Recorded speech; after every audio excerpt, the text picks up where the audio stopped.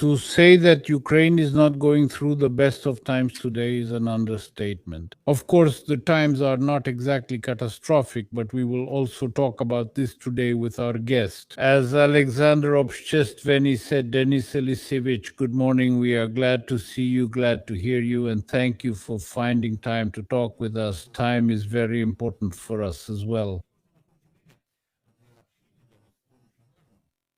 Good morning, Alexander. Good morning, Denis. Good morning, viewers. Dennis, hi, I'm looking at the geography. I already told you and your audience last time. I see it's Kyiv, Mykolaiv, Odessa, greetings from Florida, from Venice. Do your listeners and viewers usually write to you about where they're from? Yes, that's how my streams always used to start. I would ask people to write where they were watching from.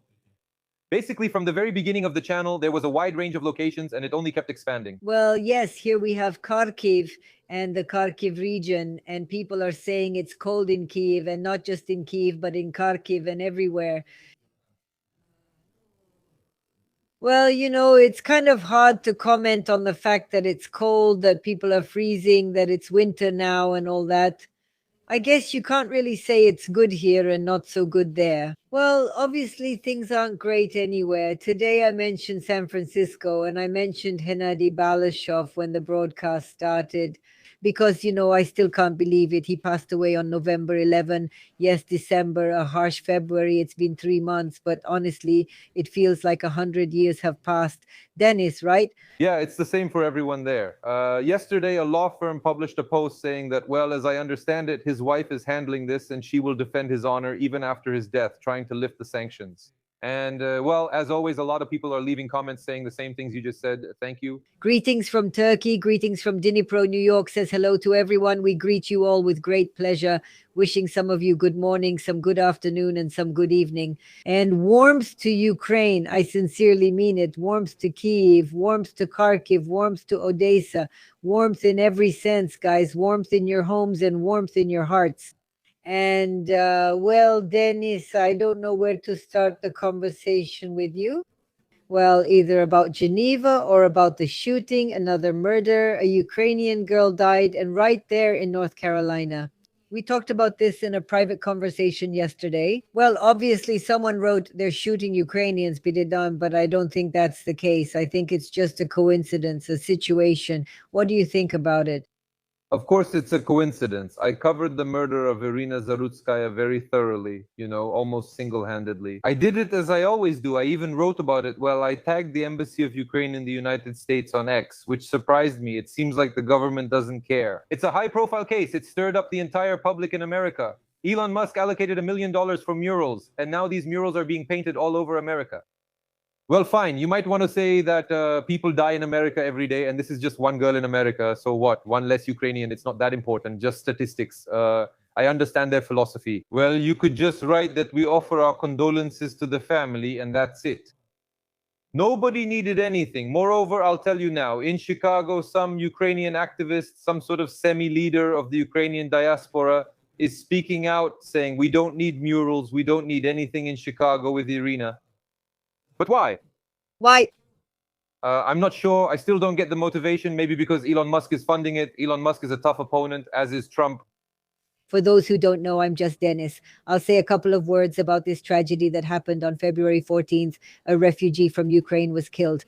In the town of Vash, North Carolina, 21-year-old Yekaterina Tomash, who came from Bila Tserkva, was killed. The crime happened after the murder of Irina Zaruskaya, whom Denis Eliseevich just mentioned. And according to reports from the local police and the brother of the victims, whom Smena refers to, Yekaterina and her boyfriend were shot in a private house. On February 14th, the suspect in the brutal murder turned out to be 25-year-old Caleb Hayden Fasho, the girl's former partner, and after committing the crime, he tried to escape but was detained in Ohio. It is known that he came to Katya's house from another state, went inside, and committed the crime. By the way, the murdered friend of the Ukrainian woman, Matthew Wayne, is an active duty serviceman in the United States Army. Well, it's such a tragedy, and what Dennis said is definitely true. It is a tragedy. Of course, if he was her ex-boyfriend, as I understand it, Dennis, then it has nothing to do with hatred toward Ukrainians. But what you just said, she is a Ukrainian citizen. She came here as a refugee 2 years ago. And moreover, it says here that she was planning to return to Ukraine. If that's really the case, and whether it matters or not, I don't know. But still, it's a tragedy. And again, let's pay attention. It's the same state and the same city. What that means is unclear. But your comment about how there should be something, well, we should hear something from the Ukrainian president or the Ukrainian government. That would probably be the right thing. At least the embassy or ambassador should give some kind of update.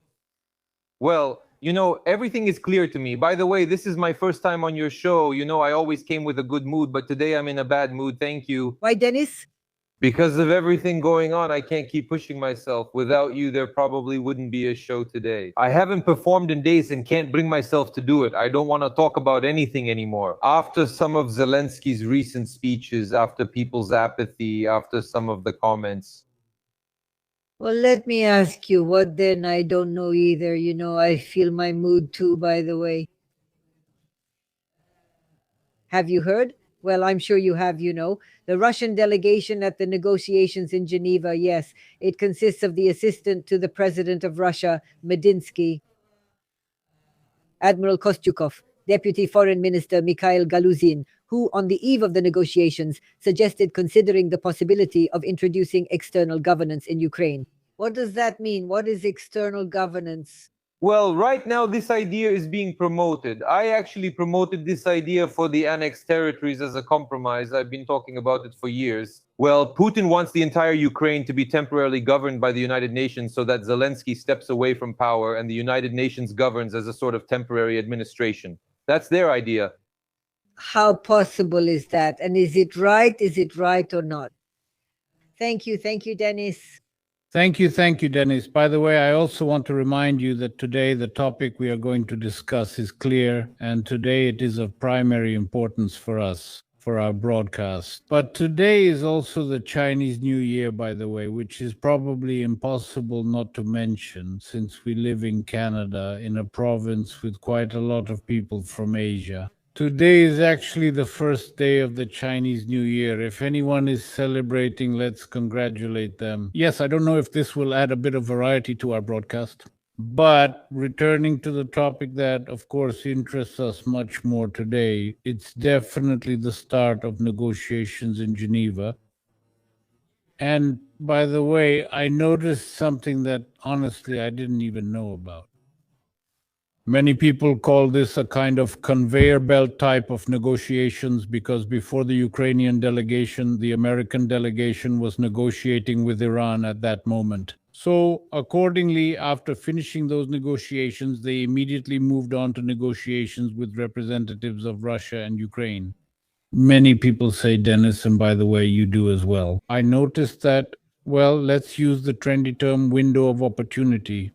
Some people say that the window of opportunity is closing. And by the way, The Economist also notes this, that the Ukrainian delegation is also divided. The delegation is split into two groups.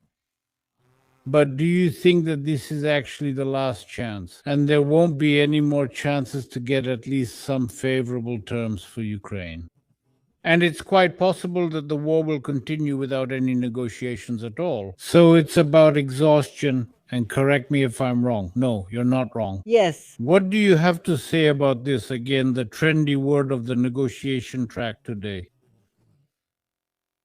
Dennis. Well, negotiation track, as you correctly said, is a trendy word. Yes, at first they really talked with Iran, and today they're talking with Ukraine. That has secondary importance for us, but what matters to us is what you said about the Economist article. About the fact that one part of our delegation has one point of view, to know the compromises for ending the war, to use this window of opportunity. The second part of the delegation remains under control. Wants to keep fighting for obvious reasons to make money. And that's why, for example, I haven't touched Kirill Budanov for several months. They even started telling me that he's almost the one financing me and so on. That's how it is here in Ukraine. If you have one point of view or another, someone is definitely financing you. I know another delegate who definitely supports this approach. Yes, the window of opportunity is closing. Ukraine has only 3 months left. If Ukraine doesn't make peace in 3 months, I doubt the country will stay as it is. Not the way I know, remember, and want to see it. Irreversible changes will happen politically. Zelensky has clearly shown that he is not ready to give up power at all. He is not ready to leave office, and he has stated this directly. He won't hold elections in which he doesn't have a chance to win, or more precisely, as he sees it, a 100% chance. Everything is very bad for Ukraine today, and what's happening now is thanks to President Trump, not thanks to Zelensky. If you read Simon Schuster's article in The Atlantic, you understand when I say this, they try to add some spin, but now Simon Schuster is telling you the same thing. Everything has been said. Everything is clear about Zelensky now, 100%. But why 3 months, Dennis? Well, because within 3 months, the war needs to be ended and elections need to be announced. There are certain nuances, and if I don't finish the first nuance now, let's stick to the facts. The first nuance. Starting this summer, Trump will focus 100% on domestic affairs in the United States. He has time until June. Trump needs to resolve the issue with Iran one way or another, and then move on to resolving the issue with Ukraine. He can't deal with the midterm elections in Congress and handle Ukraine or Iran at the same time. Well, maybe someone else can handle Iran. This is really an important issue for the United States, but Ukraine, what for? Why should he try to make peace between the two sides? That's Club Vesyolik, Inakuchevik, and KGB. But today, excuse me, I won't discuss this topic on air. I'll talk about it separately. It turned out that apparently Klub Vesyolik, Inakuchevik, and KGB are the same thing. This Ukrainian Klub Vesyolik, Inakuchevik is a branch of the KGB. This came out today at one of the courts in Ukraine. Everything is soaked in corruption. You see, it's very easy to call Eliseevich pro-Russian, but they themselves are sending money to Moscow. If you heard those Mindich recordings, war is just business to them. They don't want it to end. It's about power and money. That's it. There's no question here. We're thinking about Ukraine, like how can we be without Donbass? That's how it is. We're without Donbass, just like we've been without it since 2014 and without Crimea. We should have thought ahead and built a different country. This doesn't excuse Russian aggression. Everything is clear with Putin. Everyone wants to say for the 25th time, God, what strikes on Kyiv? God, poor people are suffering. Yes, poor people are suffering. But there is a way out, how to get out of this, since we have already allowed it, and then to build Ukraine into such a strong country so that this never happens again, and to think about what to do now, not to engage in demagoguery, how people are suffering, how people are suffering. And when you say they, who do you mean? Yes, well, what did I say? In what context are you asking? I could have meant the authorities, I could have meant our people. Yes. Yes, they want the war to end. Only if it's the authorities, the authorities, the authorities. The authorities of Ukraine and Russia. Well, Russia isn't dreaming of war either, I'll say that, but under certain conditions it's ready to end it, while the Ukrainian authorities are not ready to end the war at all. You said about Zelensky that he's not going to step down from power. When you said that, you said it so categorically that I got the impression you thought he was going to do it. If so, why did you think that, and why won't it happen? No, Alexander, since 2022, I've been saying who Zelensky is. He's a dictator who will never give up power. Right now, I was appealing, to that part of the population that's either very foolish or very naive, who still think that without Zelensky, Ukraine wouldn't exist anymore. That he's acting today, doing what he's doing, guided by the interests of Ukraine. You see, there are fewer and fewer of these people, fewer and fewer, but the question is, were there ever that many of them to begin with? How could obvious facts be ignored? And in the end, today, everyone waited until the same thing happened in Ukraine as in Russia, when the authorities suppressed everyone. I'm not calling anyone to the Maidan. Let's organize strikes and rallies. None of that is possible, not because of martial law. That's obvious. It's the law. It's all clear. People are suppressed. They're intimidated. This week, there's a businessman in Kyiv from Lviv, Ihor Krivetsky. Well, the press writes about him saying he's a criminal figure from the 90s, but let's leave that aside. He finances the nationalist party Svoboda. If you've heard of it, it's even in the parliament. And so he gave an interview on a YouTube channel that he controls. The journalist was Nina Sokolova, who definitely serves propaganda. She's working everywhere on the side, kind of a freelance propagandist. And after this broadcast, where Mr. Krivetsky was quite frank, on the way to Kiev, his car was stopped by the security service of Ukraine. They conducted a search and handed him a summons for questioning at the security service of Ukraine. Next, last week's news about a female blogger. I'm not saying that I share her views. She records videos and talks about me. One morning, the security service of Ukraine broke in and searched her home. She has 4 children. She passed everything to Veronikna Veronia and the entire article, just like my mom's, justifying Russian aggression. Actually, one note, my mom never said anything anywhere. She never spoke out. And she just posted my stream from herself on her Facebook page. Your stream? Yes, my stream. And to this day, the court cases are still ongoing. I won't get tired of repeating this just so people don't forget how everything works. We conclude that nothing has changed, neither in the country nor in the security service of Ukraine. You see, we have a new head of the security service of Ukraine now, Kamara. I told people I know he deals with operations, military matters, he deals with the war, with the internal affairs of the security service of Ukraine. Another person is responsible for internal affairs in Ukraine. And Zelensky makes a statement. We will carry out purges in the security service of Ukraine. We will carry out purges in the security service of Ukraine, removing people involved in other matters, not acting for Ukraine's interests. You know my thoughts. Probably the remaining decent people will be dismissed from the security service of Ukraine. Those who do not want to sign their loyalty to the leader in blood, those who actually think about Ukraine. Maybe not 100% of their working time, but still, there are some remnants of honor and conscience. They also understand that everything is going in the wrong direction. The ship is heading the wrong way. It's rushing straight toward the iceberg that will break it apart until this ship is destroyed. What will happen to people? How many more will die? And how much more suffering will there be?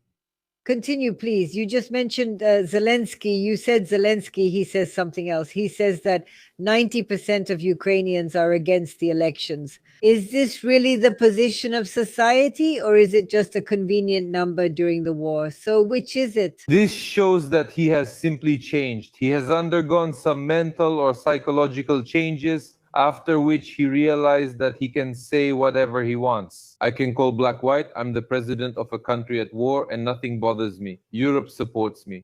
I conducted an anonymous poll on my Telegram channel, 21,000 people voted. That's quite a lot, wouldn't you agree? I asked my subscribers to send it to all their friends, even those with a different point of view, so it would be representative. The result is that 94% of people are in favor of elections. Today it's 94, but he says 90% are against elections.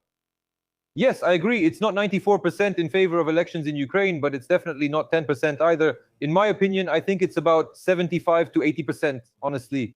Tell me, Dennis, if God forbid the war drags on for years, does that mean Ukraine could live without elections indefinitely?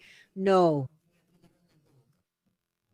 It means, Alexandra, that there will be something like Syria in the center of Europe, a country torn apart by different clans and groups that only seem to exist on the political map of the world. But the internal processes are nothing like those of a full-fledged civilized state. Dennis Kuzmin. And what about this message that we've been hearing all these years, that the West provoked the war in Ukraine? How relevant is it today? I don't like the word the West the way Putin likes to use it, the collective West. I don't think in those terms. And we shouldn't talk about provoking the war. We should talk about the two parties involved in the war, Ukraine and Russia. Dennis, how would you comment, first of all, on the words of the new one? As I understand it, the Minister of Defense of Ukraine, Mikhail Fedorov, who mentioned the numbers, including, I think, that about 20 million potential conscripts are missing who, let's say, are currently hiding from the draft. And so, first of all, as I understand it, the person is very young, 34 years old. And I don't really follow Ukrainian politics closely, but there seem to be very frequent changes, especially in the Ukrainian military department. This is directly tied to what's happening on the front today. No, this is related to what's happening in politics. Zelensky needs to periodically get rid of negativity. Next question. And over there, we didn't succeed because the minister wasn't very good. And in that other place, we didn't succeed either because someone else wasn't very good. Fedorov is very loyal to Zelensky, and I'm sure that if there are elections, Fedorov could lead Zelensky's campaign headquarters. Fedorov is only interested in one thing, career advancement, that's all. And these numbers that he announced as of today, you said he's more loyal to Zelensky, but it sounds like the opposite, as if it's meant as a jab. These numbers are being presented to Zelensky. Maybe we're talking about different statements. I heard one claiming there are 2 million so-called draft dodgers in Ukraine. Or maybe 2 million, yes, 2 million draft dodgers. No, that's wrong, actually. He says, guys, we still have people we can send on local assaults. And draft dodgers, I mean, are those who left. No, draft dodgers are those who try by all means not to end up at the front in the army. Oh, I see. Yes. Yeah, I probably just mixed up the numbers. Donald Trump is basically telling Ukraine to sit down at the table now. Is this pressure on an ally or an attempt to stop the war at any cost? At any cost, he won't stop the war, but it's an attempt to stop the war. Certainly, you can call it pressure. Trump is really putting on pressure, not publicly, it's very strong, but publicly, it's not strong pressure. Only through phrases like this, like yesterday, you're now quoting yesterday evening's phrase on board his plane. He said that Ukraine needs to sit down at the negotiating table as soon as possible. What does that mean? Obviously, they've been physically sitting at the negotiating table in Ukraine for half a year or more already. But what he means is it's time to really negotiate for real. Well, tell me, do you think the West is ready to put more pressure on Kyiv than on Moscow for the sake of a quick peace? That's quite a question they sent you, thank you. I'm telling you, the person doesn't listen. You can't just say the West. America is the West and Europe is the West. Europe wants the war to continue. Today, the director of that concern comes out, what's it called? Rheinmetall, I think, or the German arms company. And he says directly, the war will not end in 2026. Thank you. We have a lot of arms contracts. We can't end the war, but that's just my own addition. Yeah, well, yeah. It's all clear. Doesn't such a call create the impression that things should move faster? Yes, that Ukraine should agree to the terms of the stronger side. This question was sent to you. Thank you. Ukraine should agree to those terms that will allow the country to survive and have a chance for a normal life and development, not the terms of the stronger side. We are in a weak position, that's true. Will Russia make major compromises? No, it won't. Russia will make small compromises and Ukraine will have to make big compromises, which is very unpleasant. Who can change the situation, turn it around so that Ukraine makes small compromises or none at all, and Russia makes big compromises? Let them do it. I'll applaud and say, well done, I'm in favor. Me too, Dennis. As far as I know, these negotiations, I mean the ones in Geneva that started today, will cover several main areas. One of them, for example, is territorial. Yes, so what is known as of today, after all, which territories are being discussed? Because, for example, we hear one set of territories being mentioned in Russia, and almost always the Mykolaiv and Odessa regions, including the Kherson region, are mentioned. So, what do you know? What information do you have? Which territories are being discussed? Continue. In reality, we're only talking about 20% of Donbass, which we currently control. Ukraine is moving forward. If we're talking about territories, it's strictly about this issue. And in my opinion, this idea of Trump's about a free economic zone, I'm telling you this personally, I didn't expect that Russia could agree to something like this. If this is being discussed, then it's already a very big compromise. And I heard that Russia also doesn't want to use this territory as an area without, well, I mean, a so-called duty-free zone. Thank you, I know. From whom? Did you hear it from Zelensky? He said that Russia isn't thrilled with this idea. I don't believe Zelensky. Thank you. Dennis, you were talking about the purge that Zelensky announced in the security service of Ukraine. Is this a fight against traitors or a political purge of law enforcement officers? Well, I don't know if you can really call it a purge, but it's going to be a loyalty check. That's what I think. Thank you. And why are these mass purges happening? Why are the security services being purged during wartime? Is it strength or crisis when they don't know what to do? Well, of course, it's a crisis. And Zelensky has been in a tough political crisis for several years now, especially in the last 6 months in Ukraine. Today, we discussed the reshuffling of ministers, and it's all connected, you understand. The topic of the security services is actually one of the main issues concerning the problems of the entire post-Soviet space, since all of them come from the KGB school. But now this is especially relevant because I see that in a normal, healthy country, the special services should be dealing with the security of the country, the real security of the country, AV. But what if today the security services see some blogger or a female blogger or just some speaker who said something wrong?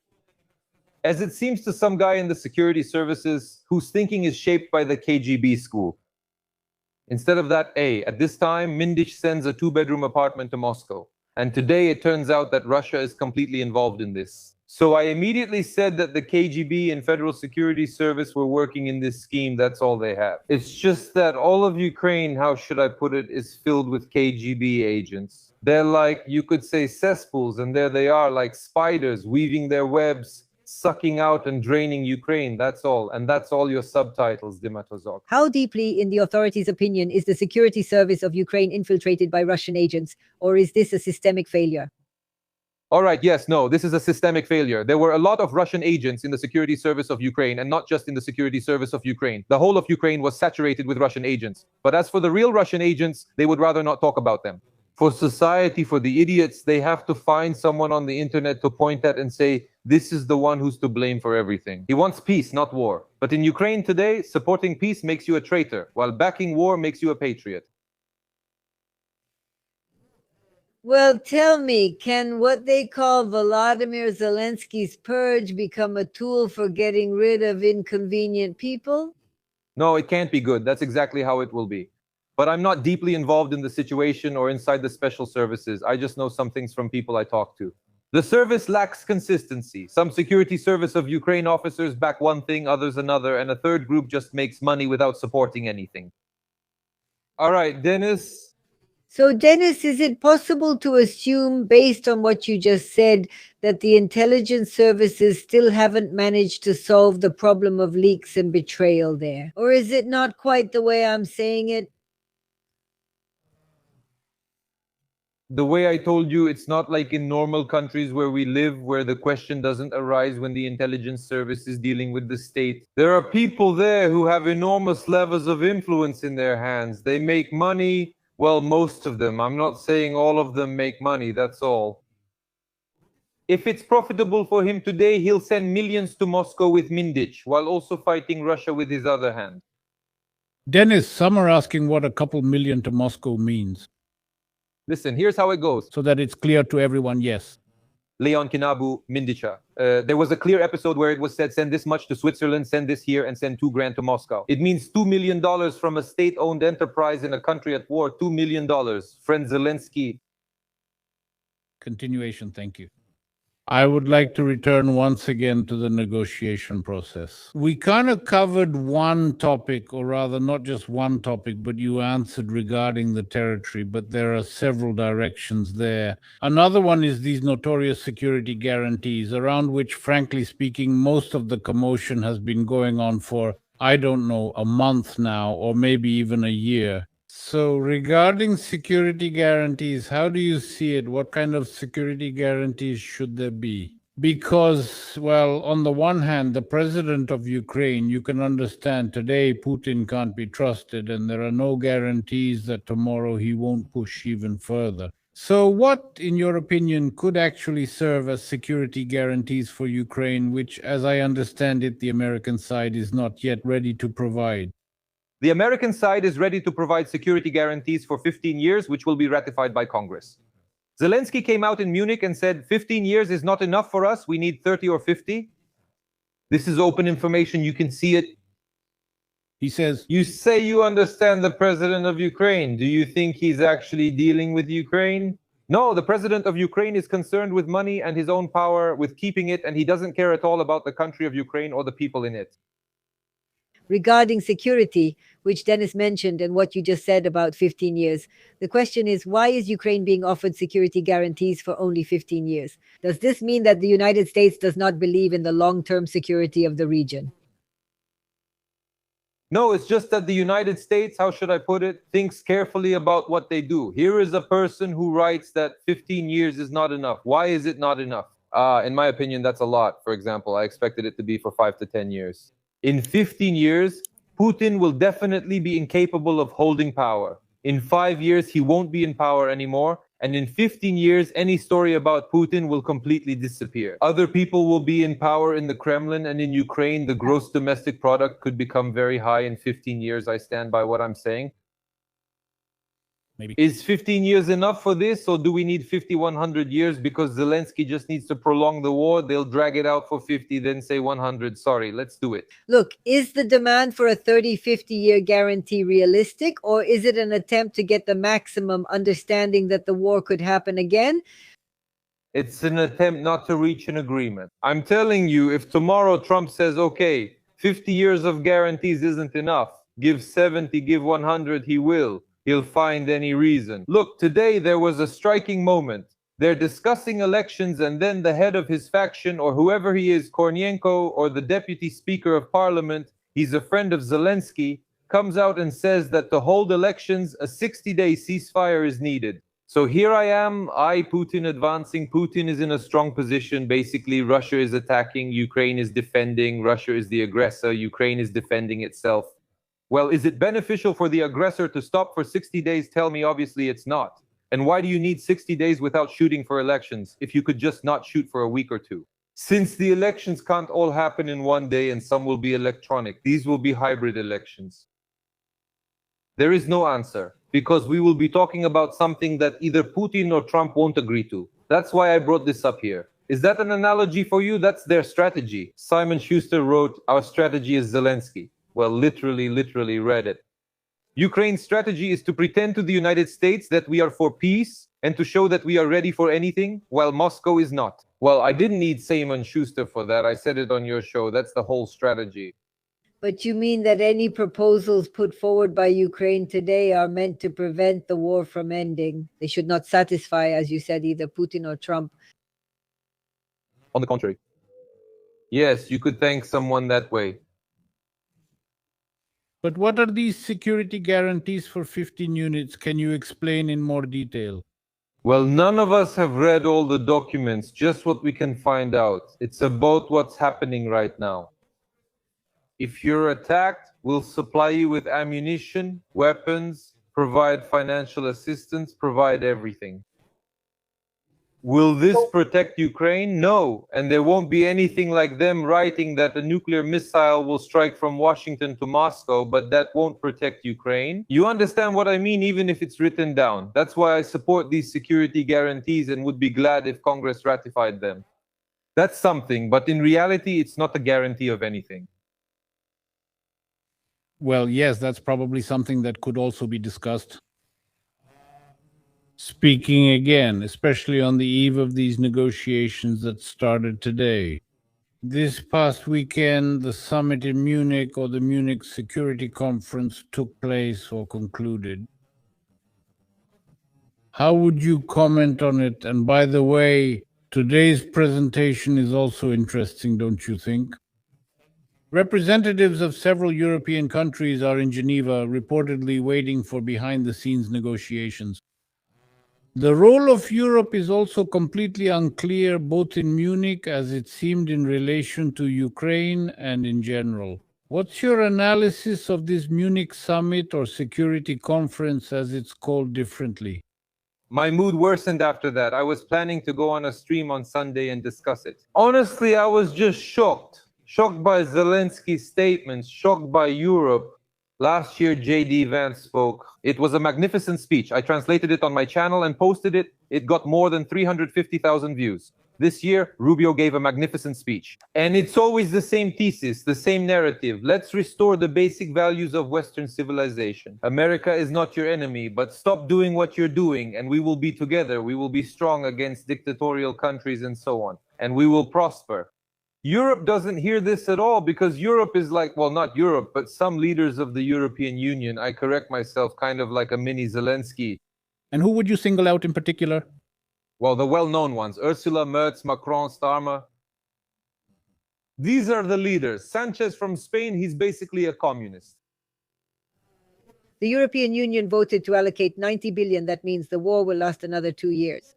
They already knew about this last year when they extended protection for Ukrainians in Europe until 2027. Your comment on this, Dennis? Thank you. You read those comments from the chat, right? I took it from the chat. So this person thinks that President Trump, Rubio, Kushner, Vitkov, jurist Dr. Vance are idiots that Europe knew everything and they, like idiots, are running around Switzerland and Abu Dhabi. Let this person answer all these questions. Nobody knew anything. They're doing it to show Putin that they support Ukraine, that if he continues, they'll keep supporting it. But I have bad news. These 90 billion won't save Ukraine at all. And even if the war goes on for another year, for example, it still won't save Ukraine. It won't make Putin's position weaker in a year. His position will be even stronger in a year. That's obvious. Fighting a war of attrition with Russia is just a utopian idea. Well, yes, but are they ready? My question to you is, are the United States ready to take on real military commitments, or is it once again about political promises without any protection mechanisms? Look, people, see, we talk with you almost every week, and I think a lot of the same people are watching, along with some new ones. People don't want to listen, they don't want to understand. They all think that some military from some country will go against Putin for Ukraine, but that will never happen.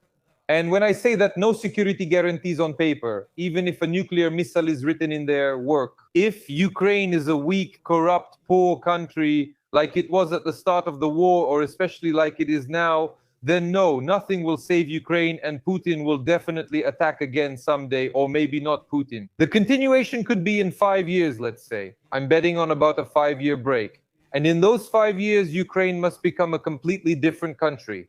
A 180-degree change, a complete change in everything. And tell me, Dennis, if Washington doesn't agree to these guarantees for 30 to 50 years, which is most likely, is Ukraine ready to make concessions for the sake of a deal? Thank you. Ukraine is ready, Zelensky is not. Ukraine is ready. If you had the opportunity today to anonymously and safely talk to people and ask them, they would all tell you the same thing. Maybe not as harshly as I say it, but about 70-80% of the population and 20% are either out of their minds or making money off the war. No questions about that.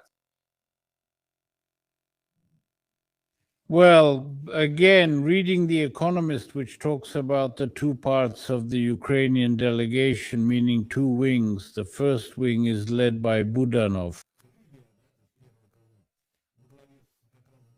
Supporters of signing a peace agreement as soon as possible. And the second part are, let's say, the indecisive ones. Yes, as for the president of Ukraine himself, Volodymyr Zelensky, he is balancing between the two sides. Do you believe in this idea that Zelensky is balancing? And so, after all, how might these negotiations end? As we've already said, yes, some consider them the last opportunity. Let's speak correctly as it is. And there, the article doesn't say that the second part of the delegation is shy or indecisive. No. The second part of the delegation is controlled by Andrei Yermakov, who has been disrupting negotiations all these years, who, in my opinion, is an agent of Kremlin influence.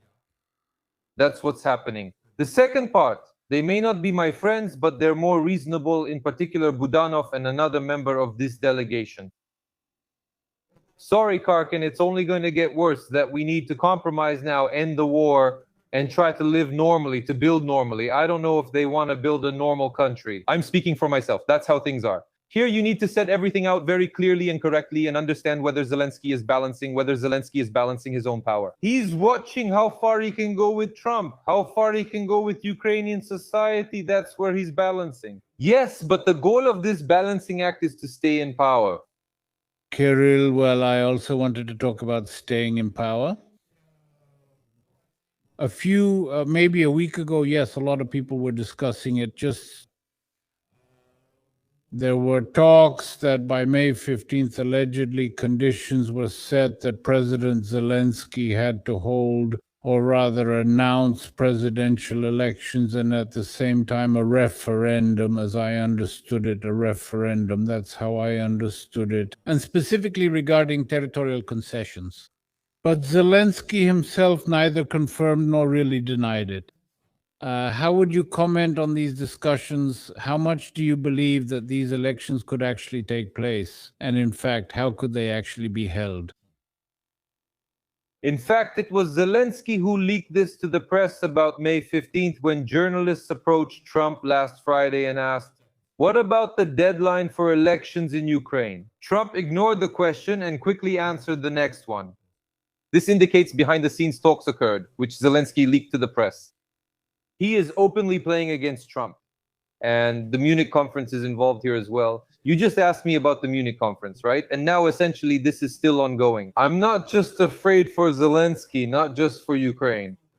I look at the Europeans, at what they're saying, all these loud slogans. Yes, there are people like that in Ukraine. Who are they? Said Kaya Kallas or whoever it was. I remember, yes, there are people like that in Ukraine. They'll endure everything. Look, they're heroes. They're great. But who needs these slogans anyway? To a person who is now without heat and without gas, do you have even a minimal amount of empathy? Or have you completely forgotten what Hitler did? Do you know what it's like when people have no electricity? Heating in the cold under rocket attacks, that's who I'm talking to. They don't care. Ryuta says he seems like a normal person, but Ryuta is playing his own game. I was with Patron the dog, our little dog who works on demining. I looked into the dog's eyes. She said, "We will be fighting for a long time." Or as he said, "Yeah, what's happening to this world? Is there even one normal person, a leader who can say, yeah, guys, this isn't normal? People are dying there. People aren't living their own lives. They're suffering there. And nobody cares. Excuse my language, but you just keep going." Of course, I realize now that I'm treading on very thin ice. Nevertheless, at one time, Russia was shaken by scandals regarding discussions about the blockade of Leningrad, basically debates about whether it was worth enduring that blockade. Wouldn't it have been easier just to surrender the city to make life easier for the people there and so on, or to abandon the city, leave it and so on? This can be applied here and in general to all of that. And why did people there, for example, in Kiev, for instance, yes, when Ukraine was part of the Soviet Union, go through all of that? Wouldn't it have been easier just to surrender all of it to Hitler? First of all, we can't do that. I'm absolutely against drawing parallels. These are real wars to the death because the Soviet Union and the coalition with the Third Reich with fascist Germany, that was a war to the death, a real war. And nobody was just sending a couple of shells to Berlin there. Everyone was being bombed. And at the front were everyone's children, grandchildren, and everyone else, even under the terrible Soviet regime. And today, the privileged go to saunas like our deputy Jan Belinyuk, the Olympic champion. He goes to saunas and says, "Were you at the sauna? Why are you showing this to everyone, idiot, on Instagram?" That's why I refuse to make that comparison. A real war, an actual one, and this political war where both sides hold on to power, make money and profits, absolutely. My grandmother survived the siege of Leningrad, so I understand what it was like. That doesn't compare to today when money meant to protect Ukraine's energy infrastructure was stolen. Lenin, what is that video you just mentioned? I didn't understand. This is a photo of the People's Deputy of Leningrad. Yes. Well, this is the People's Deputy of Ukraine, Jan Belinyuk, an Olympic wrestling champion who was brought there like a little monkey. He presses the button and for money he posts it in this parliament. He plays ping pong, he's in the sauna, he's on vacation in Bukovel, a man of conscription age while all of us are dodging the draft. Well, it's clear you're privileged, it's clear you're special, fine, but why are you showing this? Yes, really. What parallels can be drawn here with World War II or the Great Patriotic War? Of course. They became emboldened by impunity. They realized that in this country you can do anything and nothing will happen to us for it. We're fighting with Putin himself. Everyone will support us. Well, I mean Europe, and they'll forgive us for everything. Yeah, do whatever you want. Just fight Putin instead of us.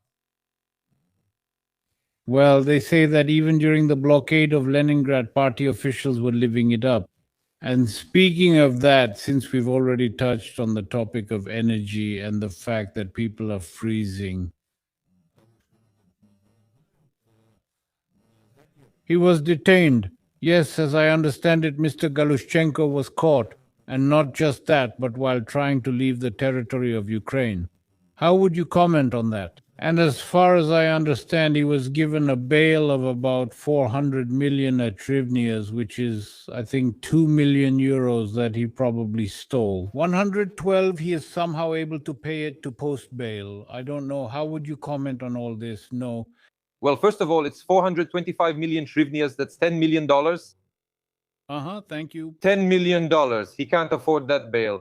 Dennis, can you comment? You're defending Zelensky, right? Thank you. No, you misunderstood me. I'm not defending Zelensky. And I really, when all of this started, I was, so to speak, completely on their side. Now, of course, I am changing my attitude toward the presidents of Russia and Ukraine, especially in light of the corruption scandal. Naturally, for me, it was really, let's say, a shock. Because in this case, well, probably if we say that Zelensky didn't know, then that means he's a bad president if he didn't know about such things. And if he did know, well, that also means he's a bad president. Yes, of course, all these stories with the TCC, which we all see and hear about, I completely understand all of that. But as for the questions regarding your position, I absolutely understand it as well. Dennis, you are kind of here. It's just that, in my opinion, it's really hard to find any reasonable solution in this situation because you can draw parallels on both sides. And unfortunately, there really is a war going on. People are dying, and we see how the Ukrainian elite are partying, living it up, and so on, and they flaunt all of this. All of this is clear, so I just want to figure out this situation. But once again, I want to say that, let's put it this way, in this situation, I'm no longer taking Zelensky's side because, again, my attitude toward them is changing. Then, Dennis, about you, Dennis Mazar, they'll say you changed your mind, as it's fashionable to say now, right? Well, why not? This is exactly the case when something, well, Of course. becomes obvious. Yes, because for me it's clear obvious. This Nindich Gate really became a turning point in relation to, well, of course, I can imagine it any way I want. We see how people are really freezing in Kyiv. We see what problems there are. You can talk about them here as much as you want. I absolutely agree with Dennis when he says what a scoundrel Putin is, how they're bombing. Yes, all of that is clear. Yes, Putin is definitely a scoundrel who bombs and allows himself to do such things. For me, it's still, he was a war criminal and he still is. In this regard, nothing changes. But to say that Zelensky, well, he might not have known. He might not have known. Even if we assume that he might not have known that this was happening. And what Dennis was talking about today regarding the transfer, let's say, of 2 million, I heard that they fly to Moscow on private jets. That's where they meet. Yes, nothing changes. People do business. I absolutely believe that. I allow for it. To say that Zelensky doesn't know about this, well, that's silly. Absolutely silly. Dennis, I understand that this is the latest news. Former Minister of Energy Herman Galushchenko has been detained. You already know about this, right? Yes, we're discussing it right now. You're talking about it right now. Dennis asked me, did I miss it? So, That's why a $10 million bail was set for him. it says here he's suspected of participating in a kickback scheme at Energoatom for more than $100 million. And here's a question for you. Is this really a fight against corruption or just a show for the West, for America? No, it's more complicated. We've discussed this before. National Anti-Corruption Bureau of Ukraine is working and is now overseen by the FBI, though it was created by globalists and the Democratic Party. And this is politics and a fight against corruption and everything else about this. Halushchenko, think about it. What does it mean to be the Minister of Energy in a country at war? On this scale, they stole $100 million, and that's just for this episode. They've stolen billions, altogether tens of billions. So his deputy Pikolov, the last name might sound familiar to you. There's an actor named Pikolov. A different Pikolov? The actor who played Yanukovych in Kvartal 95. So this Shtemp is the brother of the sister, the brother of Pikolov's ex-wife. That's all. That's Kvartal 95. You know, there's some information about what Dennis asked you, which I didn't hear because I was watching what was sent to me. Let me ask you something for a second. Halushchenko was detained while trying to leave the country. How much does this look like an attempt to flee, and why could someone of that level even calmly prepare to leave? What is there to say? It's an obvious attempt to flee if he was taken off the train at the border. The investigation states that the money was transferred through offshore accounts, and the investigation is being conducted with the participation of 15 countries. Can we say that the Ukrainian elite has been profiting from the energy war for years, or is that going too far? How is that too far? There's a trial against the former energy minister. That's a fact, just a fact. And society knows only 1% of what actually happened and is happening. Well, you were just talking to Dennis that they're asking for bail, if I see the number correctly, 425 million hryvnias. If such amounts are being mentioned, then we can assume that this is a colossal sum. Colossal. But I can tell you, our security service of Ukraine officers were released on bail of $800,000 to $1 million, just like that. In a day or two, they bring in $1 million in cash. And security service of Ukraine officer whose salary is $800,000 tell me for him $1 million, where does that money come from? Right now, our Bureau of Investigation and SAP are also dealing with other security service of Ukraine officers who work in cybersecurity. A bunch of apartments, millions of dollars. His wife is involved, front men. That's how it is, I'm telling you. But they won't call Eliseevich an enemy or pro-Russian. How could this scandal with this minister affect the support for Ukraine from the United States? Yes, everyone knows. I'm telling you, the security service controlled by the FBI, everyone knows in advance, and they're all compromised, and everything is already in America, down to the crypto wallets. All of this exists. But to start taking them down seriously, completely, like everyone wants Trump to do, would basically mean taking Putin's side. That's how it would look. Trump doesn't have the goal of pleasing anyone. Trump's goal is to pursue and implement the interests of the United States.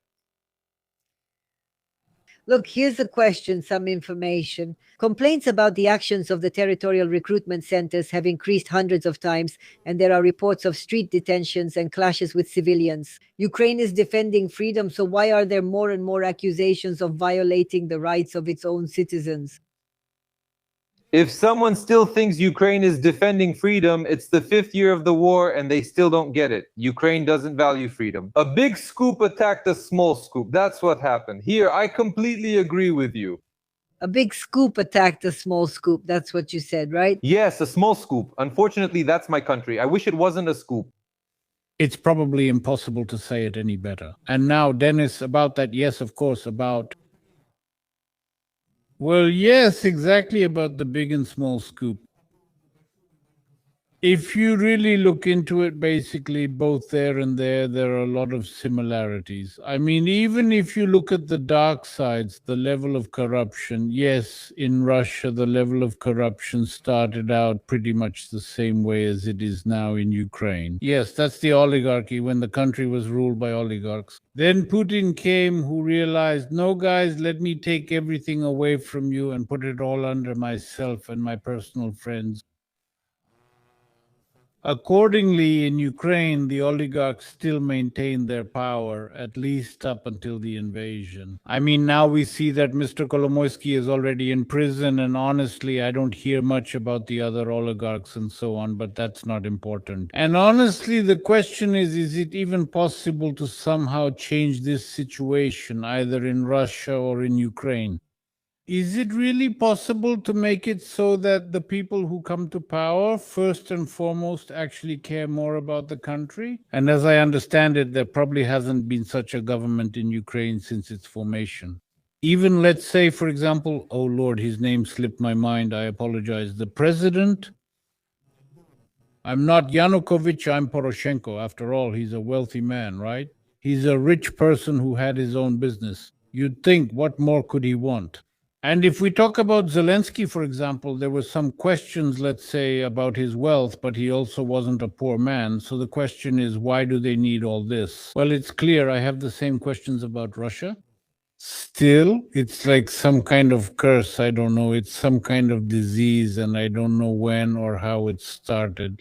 Many people say that it all started back in the days of the Great October Revolution. Yes, when there were kickbacks and bribes, but in my opinion, it's always been like that.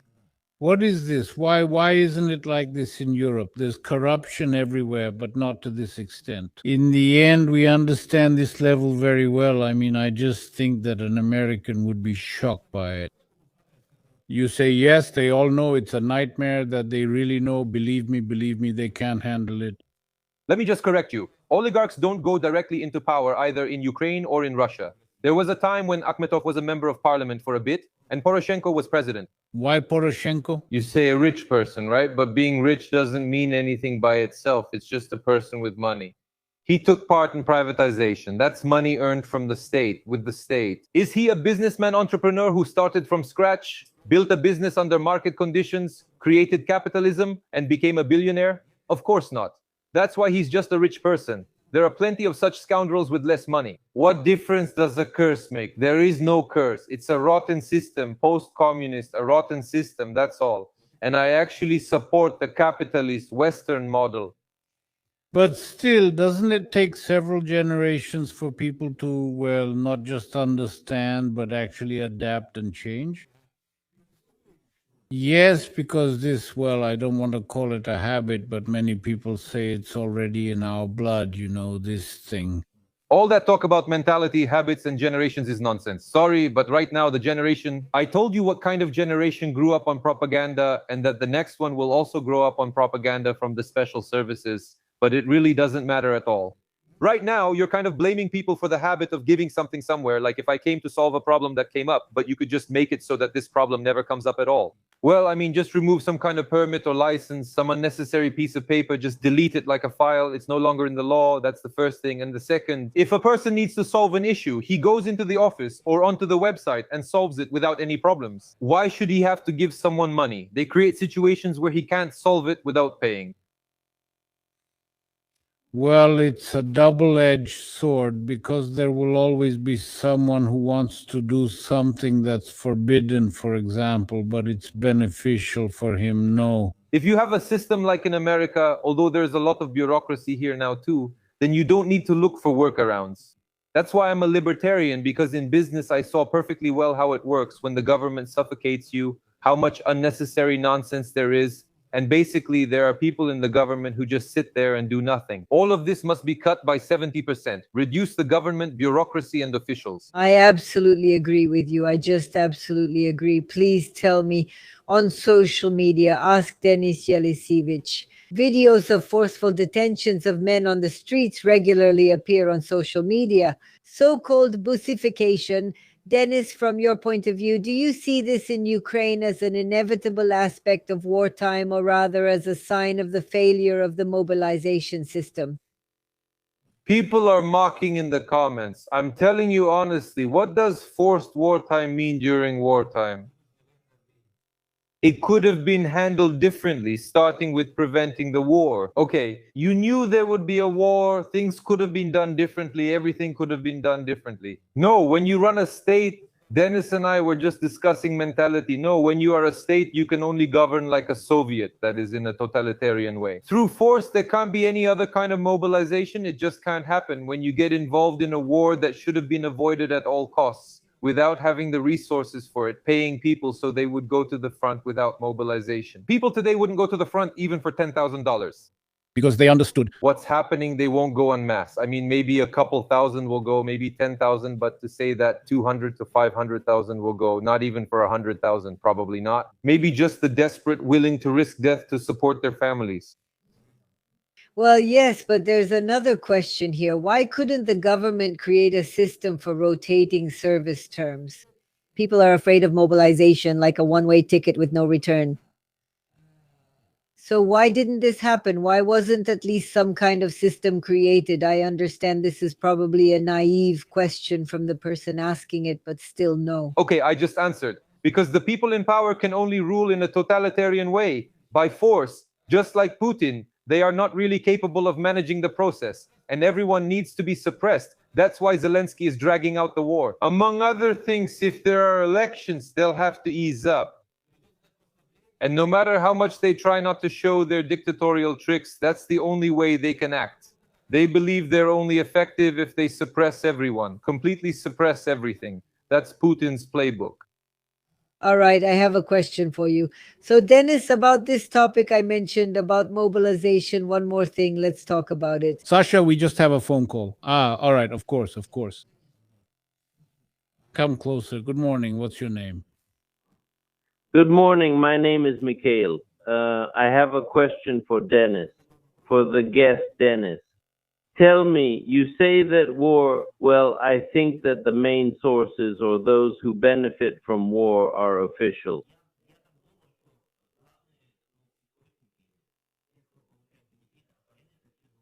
Look, now there has appeared, I mean on the Ukrainian side, well, maybe on the Russian side too, I don't know. Now, this kind of information has appeared. Look, the cities in Donbass, they were occupied by Russian troops a long time ago. And can you imagine that the administrations of these cities still exist? On the Ukrainian side, people are receiving salaries, even though obviously they are not taking any part in managing these cities, since they have not been Ukrainian for a long time. And moreover, huge budgets are allocated for the maintenance of these cities. Where does that money go? Do you honestly think the presidential administration knows nothing about this? Thank you. Thank you. When I come on your show, I try to briefly cover everything since discussing it all would take all day. I already covered this topic on my own stream. Yes, on paper, Mariupol is still a Ukrainian city, as are Melitopol and all the other cities, even Luhansk and Donetsk. Stadiums are even being built there and trams are being purchased. If you go to a job search website right now and look up some de facto administration that only doesn't exist de jure, you'll find 50 job openings there with pretty decent salaries. Even positions like social media marketing manager. And if you write to them, then what? It will be interesting what will happen. And if you write thank you there, will they hire you? They'll say, here's a group for you on Facebook, post there. They've allocated this much money for it. Everything will be fine. We'll be in Europe. Victory soon. Victory is coming soon. Thank you.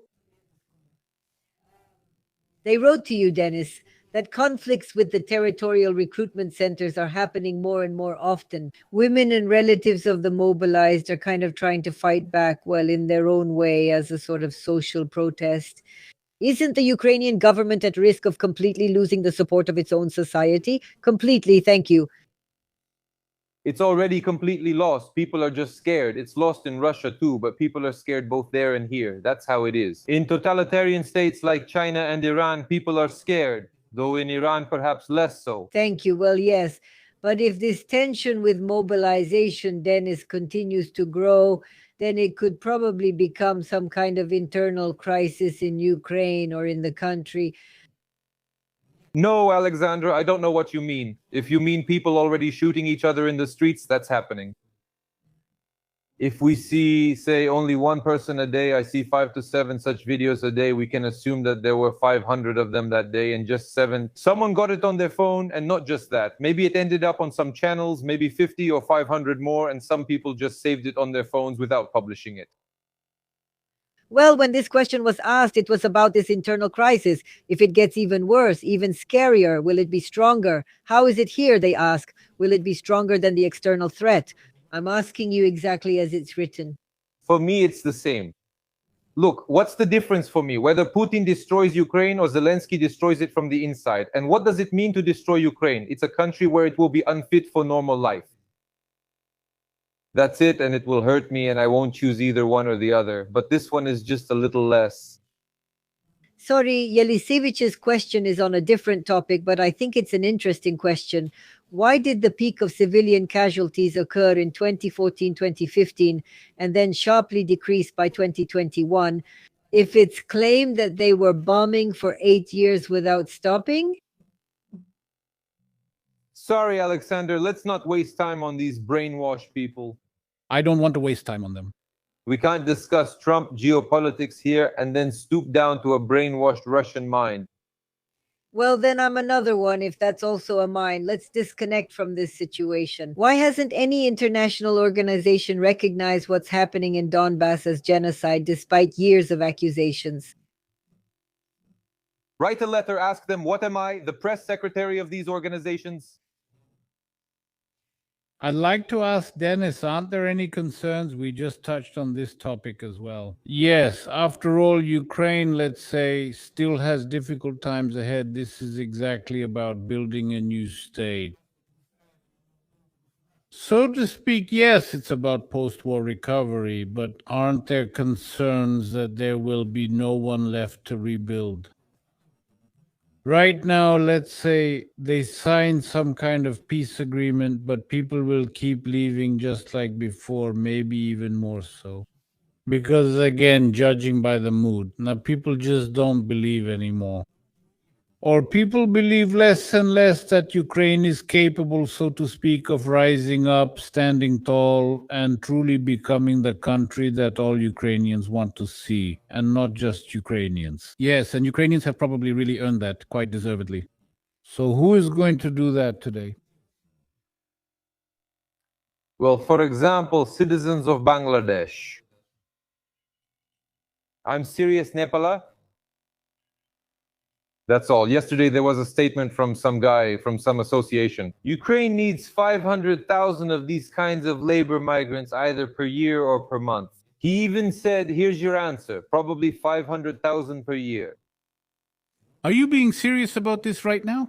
They're already recruiting people from there to Ukraine. The Ukrainian guy is hiding from the enlistment office in a basement. If you manage to escape, do it. And here the people from Nepal will work and live well. Then won't this become a problem, a burden later on? This is exactly the same as what happened, for example, I hope, in Canada. For the most part, yes, because there are a huge number. Actually, I'm not even talking about permanent residents right now. I'm talking about temporary residents who were brought in specifically to do certain types of work. But in the end, it became a problem. They brought people in for specific work and to increase their own electorate. It's a globalist plan. The same is happening in Ukraine. They'll eventually get passports and vote, but politically, who are they? Did they experience what Ukrainians did or understand this is their land? No, they'll vote for those who gave them documents, some handouts, and let them earn this money.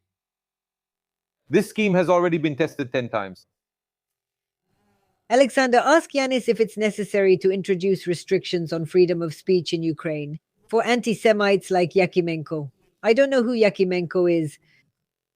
And Yakimenko is, yes, indeed, an anti-Semite, a dyed-in-the-wool fascist. Well, I would call him an internet speaker, but I want to tell you that I am against any censorship. The law should work. But how can the law work? Well, Dennis, dear, how can the law work against anti-Semites? What does it mean to forbid them from saying this? Is that even possible? Thank you. The big scoop and the small scoop stood on this. Well, pardon me, Dennis. No, well, you're asking how, right? I mean, I can't forbid Yakimenko, even if I find what he says disgusting, and he says it specifically against me, and he does that, but I can't forbid it. Someone might say, I don't like you, let's ban you, but that's flawed logic. Ukraine has anti-Semitism laws, so why isn't he being prosecuted? That's my point. This isn't censorship. He's breaking the law. Specifically, that there is a law in Ukraine that prohibits anti-Semitism. I didn't know about this, but it's a law that prohibits what you can say or do. I'm not ready to say now. I need to reread it, but it's any form of anti-Semitism. Why is the Jewish community silent? Then tell me. Probably those who lead the Jewish community or diaspora in Ukraine are probably not such good leaders or managers or something like that, actually. Alexandra, it's bitter for me to admit this. I don't know if I've told you this or not. I was very disappointed in all religious figures during this war. When the rabbi speaks and doesn't notice what's happening on the streets with this TCC, what the authorities are doing, and says, give more weapons, let's continue the war, then, excuse me. Do you mean Masha, Azman, or someone else? I won't mention any names or surnames. Those who understood, understood, and I think you understood too. When some Christian figures do this, well, it's kind of the same thing happening in Russia, and the same thing is happening here today. These Orthodox figures have started to bless the war, to bless the work of the TCC. I've become disappointed in all this, but I understand everyone is just trying to get by and acts this way. Still, they can do a lot of good. I'm not saying anything, but somehow the way I understand it and the way it's supposedly written in the scriptures, something just doesn't add up in my head. So why does Zelensky say that 90% of Ukrainians are against elections during the war and at the same time declare that he's ready to hold them just 2 months after a ceasefire? How does that make sense? Here's a question for you. How does that add up? And I'll explain. Zelensky doesn't have any plan. And just like Dennis was reading that article from The Economist, like one part of the delegation is for it, the other is against it. Don't you think that's just some kind of political madness? So you're the president, you should have a vision, and you should delegate people who represent your position. I agree with that, yes. But he has to make this compromise. Why doesn't he have any plan? If elections tomorrow help him stay in power, he'll hold them, and in 2 weeks they'll write a new law. I also stand by my words, so to an outsider it might seem, wait, how can it be 90 against? And if I tell someone right now that they're actively preparing for elections, the person will believe it. Moreover, if they do hold elections, you know what they'll do? They'll liquidate the TCK, they'll just shut down that structure. Thank you. Well, all right. Now they're asking you, is it possible to hold fair elections if millions of citizens are abroad, millions are under occupation, and hundreds of thousands are at the front? Well, I'll let you in on a secret. The 2014 presidential elections in Ukraine and the 2019 ones were already held with occupied territories where millions of Ukrainian citizens live. Poroshenko and Zelensky were both elected, so why would trenches suddenly change things? There's about a 70% chance the person watching us now is using a smartphone. You can press the button, you can press it. Even in emigration, you can press it, you can press it. Doesn't the demand give us a truce? Then there will be elections. Look like political bargaining in the negotiations between the United States and Russia? No, right now the person just wrote down Zelensky's words. The United States is not demanding a 60-day truce. The United States is saying, let's sit down and sign a peace framework agreement right now, without all this talk about a truce. To disrupt, Alexander, in a war like this, when the front line is so close and so huge, any idiot could get drunk and break the truce, even unintentionally. And what if there's a deliberate order for the special services to stage a provocation? 2 shots and then the truce is broken. And Trump understands all this perfectly well. There are no fools in America, and you understand this perfectly well too. Yes, if the United States is truly applying pressure, ask Denis with the demand to hold elections before May. Does this mean that the United States and the West doubt the legitimacy of the Ukrainian government? Doubt? Doubt, yes. Everyone knows Zelensky is illegitimate. Trump laughs about it. During Zelensky's second Oval Office visit, not the first with the scandal, Trump acted more or less friendly. At that moment, he needed to balance himself to appear neutral. But still, he said, there was a bunch of press in the Oval Office. He said, is someone talking about the elections? He said, imagine if elections weren't held in America. How would you react? But no one in Ukraine noticed. I took this excerpt, translated it, and made subtitles. Look, people, these are all jabs. Everyone knows, everyone understands in America. Everyone knows that he refuses to hold elections, refuses under any pretext, any excuse. And what does it mean to be illegitimate from Putin's or others' point of view? From the point of view of the Ukrainian constitution. What does that mean, Denis? Well, according to the constitution, he was supposed to hold elections, but he didn't. Everyone told him to wait and ask the Constitutional Court to interpret if he should or shouldn't, but he refused since the judges there aren't loyal to him. That's all. Won't the very topic of elections become a tool to pressure Ukraine during peace negotiations and a way to force political concessions? Look, this question might seem silly, but within this question lies a great misunderstanding shared by millions of people. This propaganda, including the globalist one, which is worldwide, it has convinced people that if Putin wants something, then anyone who wants the same thing, even for different reasons, is a scoundrel. And this definitely works against Ukraine. I support elections because I support democracy. I'm against the cancellation of the Russian language and persecution. That's why I'm for democracy. Otherwise, tomorrow they might persecute people for speaking Russian. I speak Ukrainian just as well as Russian. I will shout, why are you doing this? And people say Putin wants elections. That's what Zelensky told them at the Minsk conference. He said, the Kremlin wants elections, Putin wants elections because I'm their big enemy. I'm just as much against Putin as I am against Zelensky. I need elections, I need democracy in my country, a political reset. I don't need Zelensky for another 5 years. Maybe the man can't count. You know it's been 7 years in May since Zelensky became president? 7. If he gets elected again for another 5 years, in Ukraine it's 5, not 4, that's 12 years as president. This is serious. And yet he boasts, I'm not Putin or Lukashenko. I'll ask you, come on, what do you have in Ukrainian? I can imagine how much irritation I'll cause. Say, Budlaska, say, please, yes, I understand. Yes, yes. What is Honcharenko's reaction to the debates with Denis Diakov? Okay, I did it. Denis? Yes. Well, great. I've already learned Ukrainian. So I want to ask you a question. Well, Honcharenko refused. That's my answer. I have a question for you. Why? I don't know if I can ask you, Dennis. If you don't want to, don't answer. But what do you think? Why? I've reached out to many people. Well, Honcharenko was the last one for a debate with you. I won't, but go ahead. Sorry, yes. Yes, I still thought that this last option wouldn't be refused, and yet. Why? I won't insult Alexei or talk behind his back about how bad he is. I'll just tell you about the situation in general. So probably the people you offered it to won't look very good on live broadcast when everything is real. That's all. Probably they have nothing to offer Ukraine, nothing to offer Ukrainians, but I have something to offer. They will probably look very bad. Probably they won't be able to say on air that I'm a Kremlin agent or pro-Russian or any other nonsense that propaganda made up. Probably that's not my only guess, but I wanted to discuss this, and you suggested we talk about it. Basically, the question is, what are the possible paths of development in Ukraine? But that's not the situation here. Maybe censorship in Ukraine is so strict that even its deputies fear it.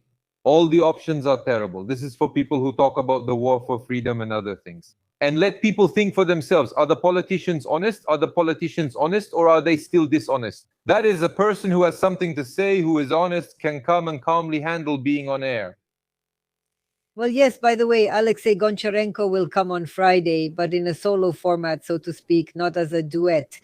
Well, listen, I don't want to bring up questions that irritate you. Still just one. This isn't about when people show naivety or when there's some kind of provocation. Why in the debates with Svet, which everyone really liked, didn't Dennis discuss Svet's interview, especially since, as far as I know, Dennis was dissatisfied with Svet in that interview? I didn't know we had debates. I thought we just had a joint broadcast. You didn't have debates. You're absolutely right. If there were debates, we would discuss Sobchak. Since there were no debates, we would discuss Ukraine, Russia, paths, problems, common ways forward, I don't know, reconciliation, the views of people who are not working for one government or another, and so on. These weren't debates, it was just a joint broadcast. Besides, Mikhail Svetov himself suggested this discussion with Denis Eliseevich and told me several times that he has great respect for Denis and would prefer a discussion rather than a debate. Denis agreed and we organized it. You could have just said thank you for Denis Eliseevich and Mikhail Svetov being on our broadcast, so to speak, instead of asking, why didn't Denis ask this? And why didn't Nikolai Topov? Why didn't they beat each other up? Now that would have been cool, interesting, and awesome. Regarding Goncharenko, I've already answered why. I mean, I don't know why Goncharenko refused. I'm telling you that he just didn't want to. But here it seems to me, after all, he's a person, well, let's say he's a political figure, right? That's correct. He's there. And he's a fully fledged professional politician, not just anyone, of course. He's at a high political level. In Ukraine, he is. Yes. I also think that even with all his, let's say, supposed desire, and it seems to me that he didn't really have much desire, still, of course, this status probably doesn't allow it. And then I agree with Dennis here regarding both censorship and everything else. No, wait. Do you think that my status is much lower than Alexei Goncharenko's? No. I mean, in terms of status, or rather regarding censorship. Yes, I mean that he's afraid. And not exactly. Yes, of course. Consequences. It's the same as if we, for example, invited someone from Russia. Yes, for example, a person who, well, not exactly supports the war, but for example, would be on Vladimir Putin's side. Even if he wanted to, he still wouldn't come to us.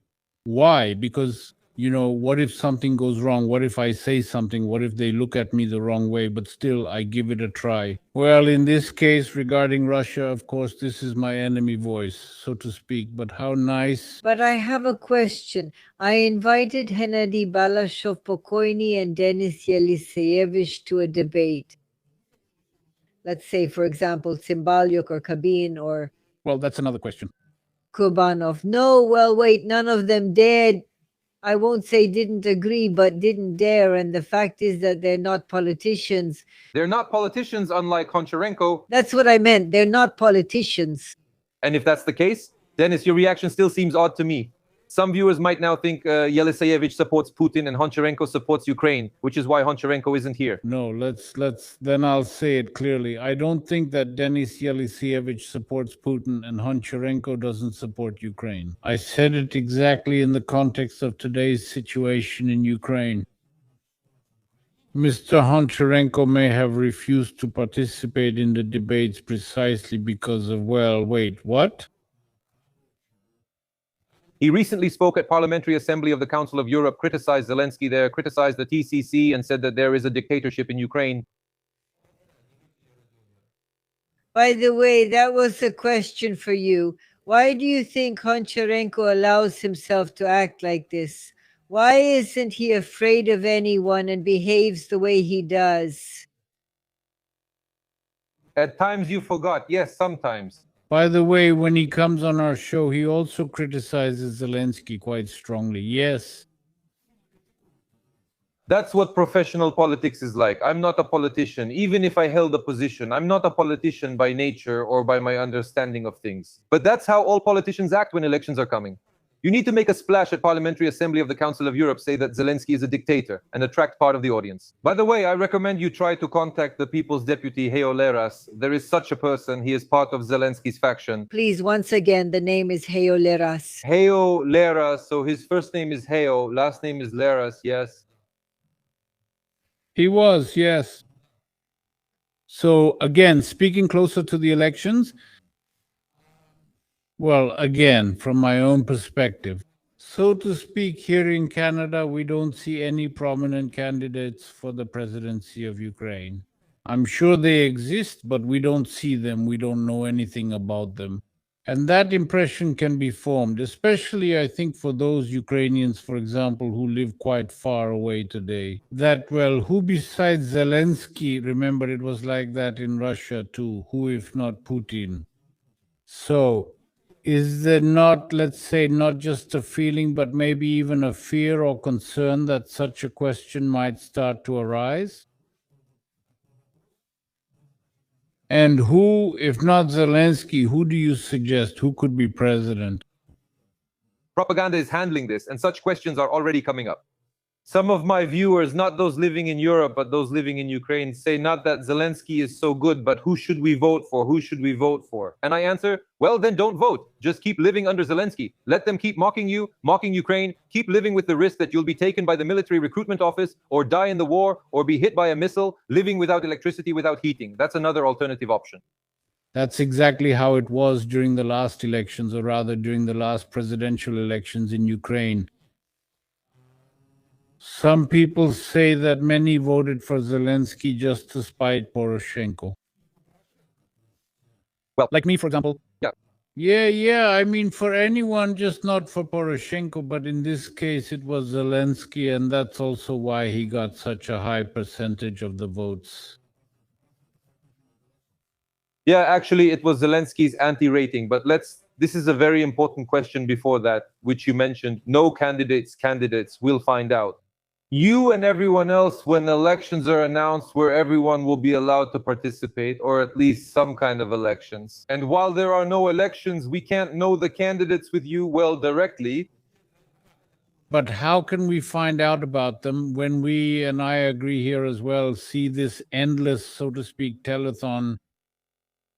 Well, everyone has internet, thank God. And so there's this telethon on the internet. In fact, for example, I only watch it online, yes. But on the internet, there's a choice. Right now, a person can listen to the telethon or turn on Radio Vera.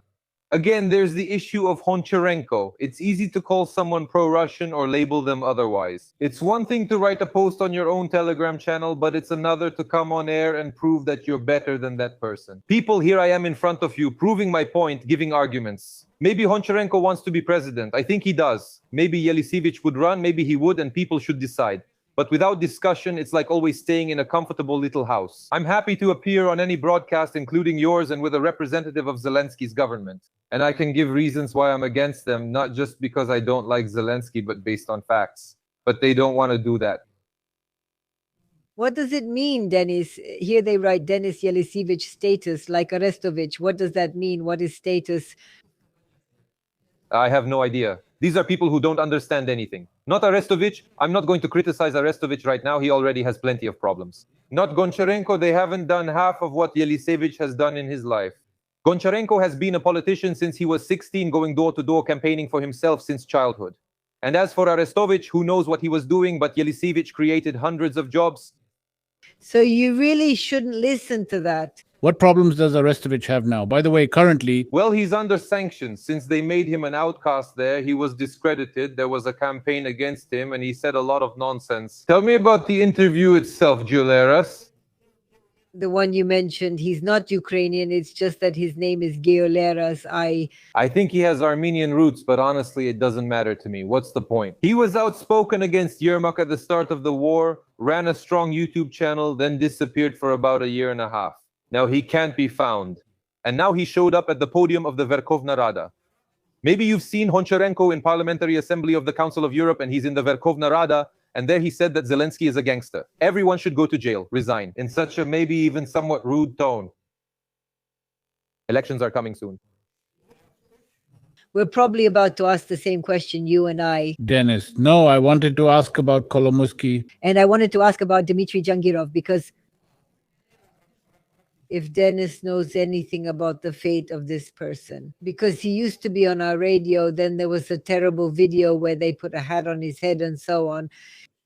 Well, look, I've heard this person a few times by chance. His views are not close to me at all. There is also life before the war, not just during the war. But that doesn't mean you should put a hat on him and take him to the security service of Ukraine basement. If I'm against censorship and pressure on free speech, it applies to everyone, not just those I like or dislike.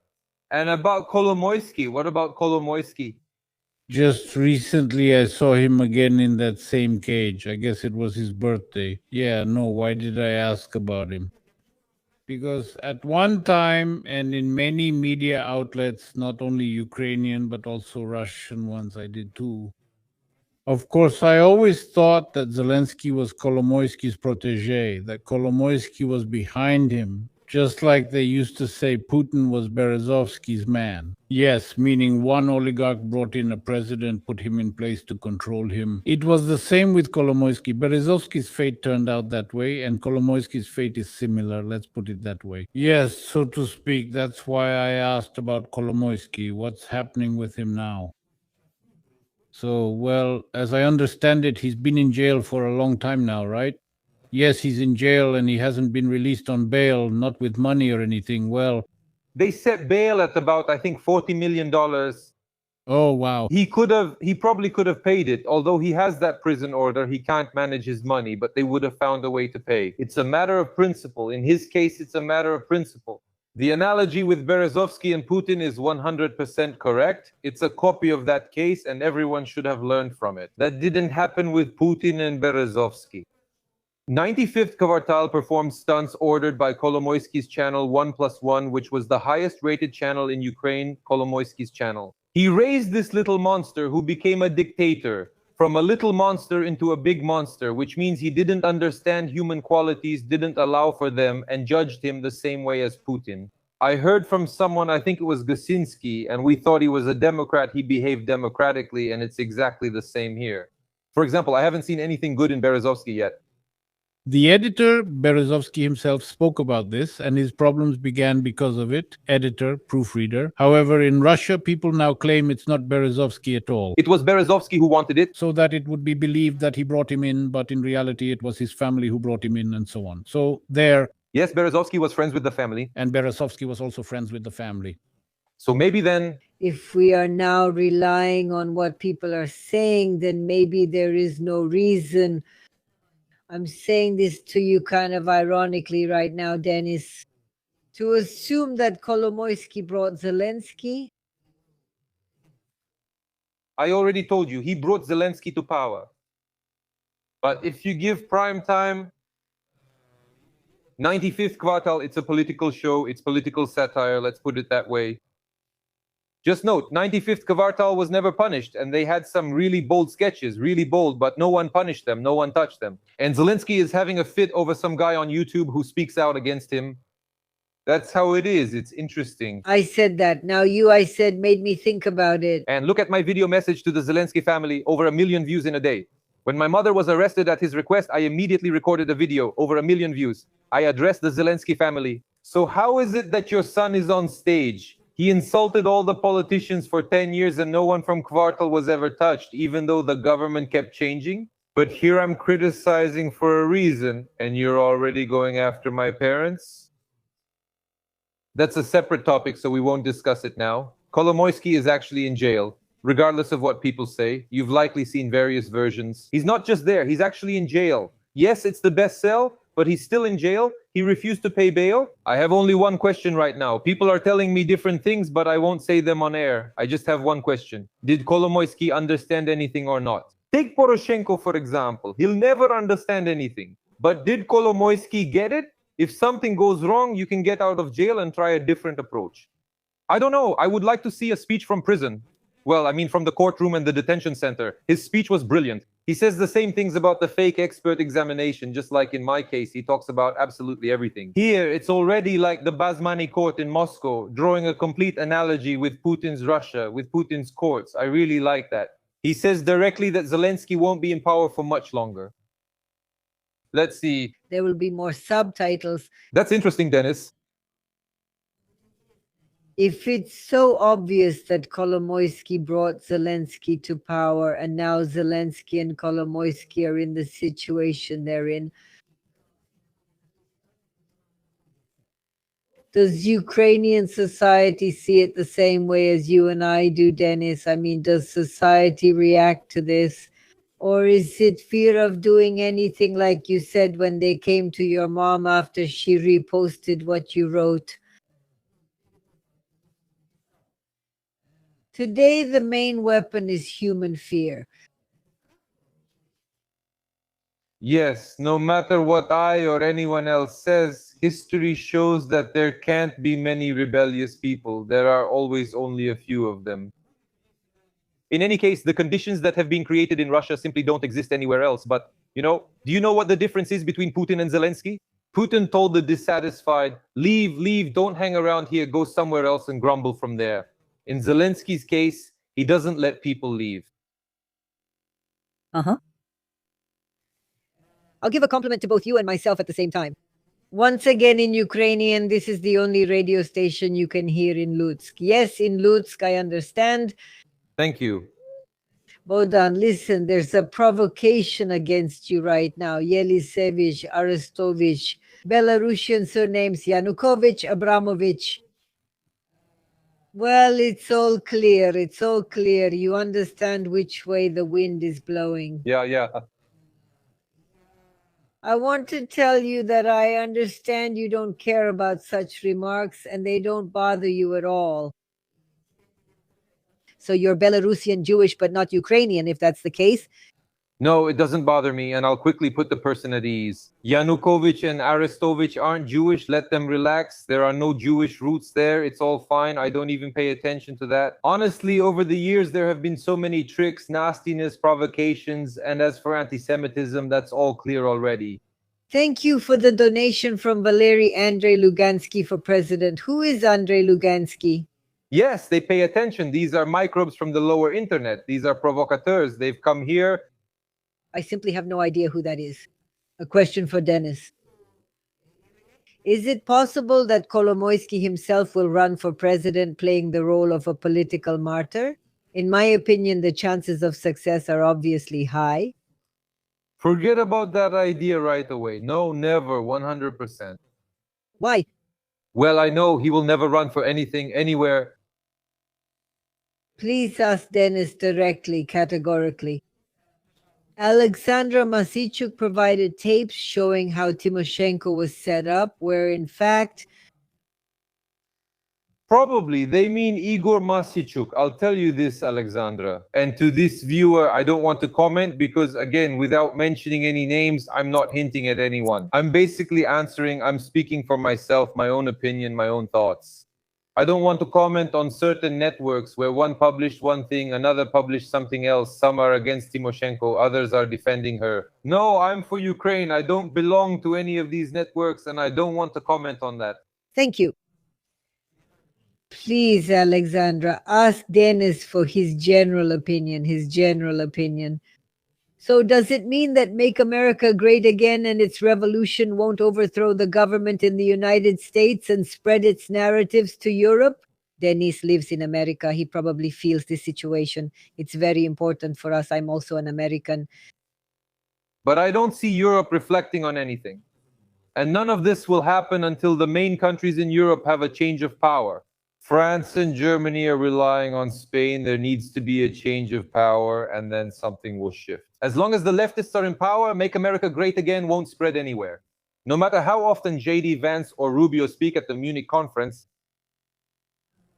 What do you think? Could Denis Yevgeny Panasenkov resolve the issue with the Ukrainian side regarding the hostilities? And what is the difference between you and Panasenkov in your views? If you know who he is, I know who he is. In some ways we agree, in some ways we don't. He's fighting the regime in his own way, being there in Moscow. Yes, the person is asking because, as I heard, Yevgeny is offering himself as a negotiator, claiming that he knows the recipe for resolving the whole situation, and that everyone would be satisfied. I believe that was right at the start of the war. And now he is too. After that, I don't hear from him at all. No, he performs. He performs, yeah. He offers. Yes. this was recent. Dennis, you haven't seen it. Yevgeny Panasenkov has been with us more than once, Dennis, on the air and even many times. Yes. Yes. But it was, a long time ago, and then he showed up again, then disappeared. He always promotes these rational ideas about how he can't stand, hates the left. He's a big, so to speak, lobbyist for Israel. In general, he has these progressive views, but as for why they asked you about him, I don't know, and how much do your views align. But maybe they mean Ukrainians, Ukraine, your views or not. But he doesn't really talk about Ukraine's internal affairs. He gave some advice there, certain things, I think 10%, where are we? Fundamentally, of course, we're on the same side of the barricades, and I respect him. We're on the same side of the barricades. No, I won't be asking for that advice. Here's some recent news. The court has chosen to detain the former Minister of Energy of Ukraine, Herman Haushenko, as a preventive measure. There is also an option for her to post bail in the amount of 200 million hryvnias, so apparently they reduced it. Yes. From 450 to 200 million, but I'm curious. Again, in Russia, the use of bail is quite an extreme measure, let's say rare, not used often, but in Ukraine, I see it's offered quite frequently. Even it would seem, for example, Haushenko, please just pay the bail and you're free. Well, relatively speaking, until the trial, of course. And as we mentioned, bail was offered to Kolomoisky, but in Russia, the bail system is practically never used. First of all, Haushenko is being tried by SAP, which is the Special Anti-Corruption Prosecutor's Office, so everything works differently there. Secondly, giving Kolomoisky 1 billion hryvnias is really just a token amount.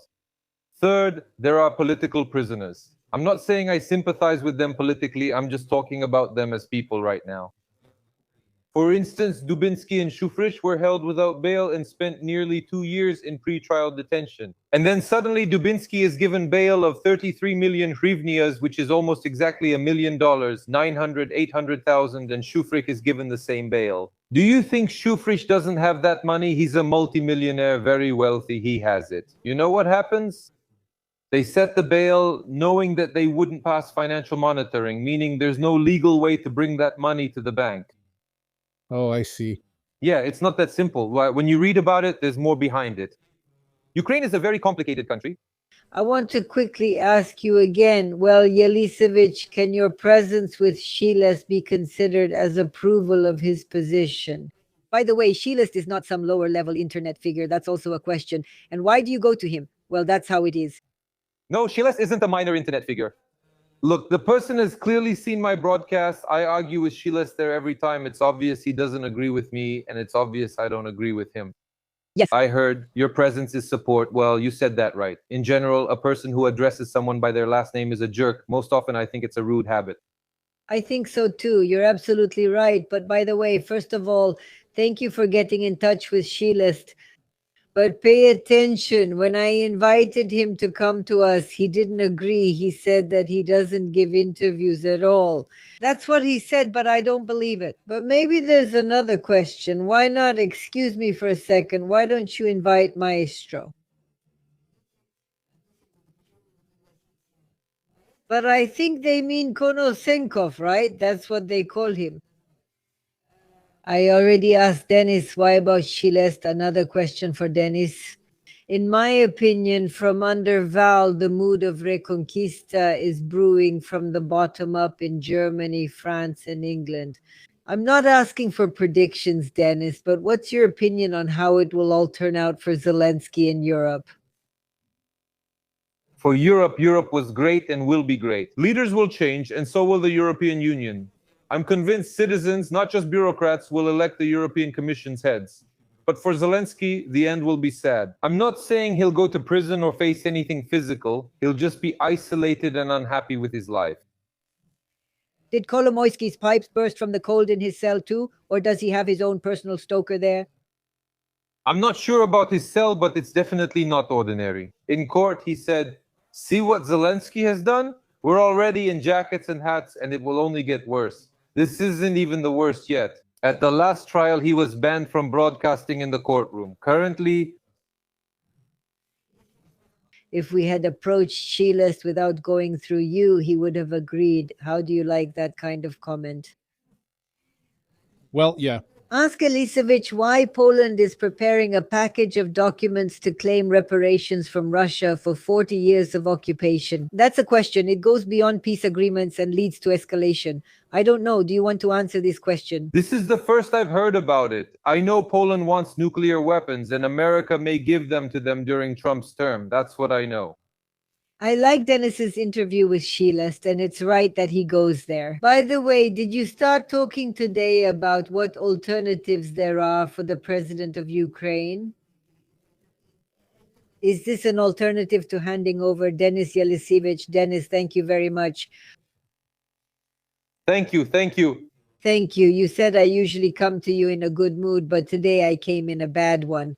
If even just a little bit, as my little grandson says, you changed your mood, I'll be happy. Thank you, Dennis. Thank you, yes, of course. Well, bye. Thank you, Dennis. Thank you.